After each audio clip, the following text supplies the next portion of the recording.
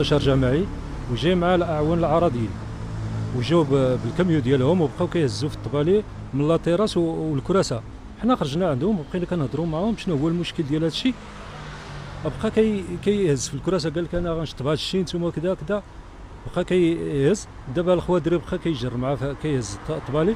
هو مصطفى الخصم كيضربوا بالكروشي بالكروشي سميتو الكرش ديالو وكيدخل فيه به في الطيق وتيطيحوا للارض. طيحوا للارض.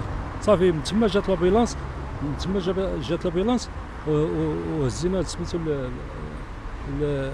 السبيطار ديال المزار. ما قبلناش، قال لك اودي هذه الحاله ضروري خصو يهدو فاش وجبناه للمصحه. خويا فاش جا لعندكم رئيس الجماعه اللي قلتي هو مصطفى الخصم، جا هو مع شي قايد مخازنيه؟ لا، ما كاين لا قايد لا سلطه لا والو لا مقدم لا حتى حاجه.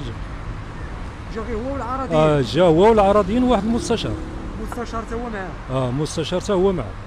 وفاش ضربوا خوك شنو درتوا نتوما؟ شنو ما درنا حتى حاجه. هبطنا لهنا وبغينا حقنا من هذا السيد هذا. واخا قبل ما تقول لنا تناشد انت السلطات المعنيه، الحاله ديال خوك كي دايره دابا؟ الحاله ديال خويا ما بين الحياه والموت. لا على الدرجه هذه؟ لا الدرجه هذه ما تيهضر ما كيتكلم. واخا سمحتي لي زعما علاش مصطفى جا عندكم بالضبط نتوما مثلا؟ واش دار على كاع القهاوي ولا غير مشكل؟ لا ما دارش على القهاوي، حنا داك الشيء ما عرفناش كاع حتى تسلط علينا تما. حتى جا لعندنا وتيهز من لا تيراس.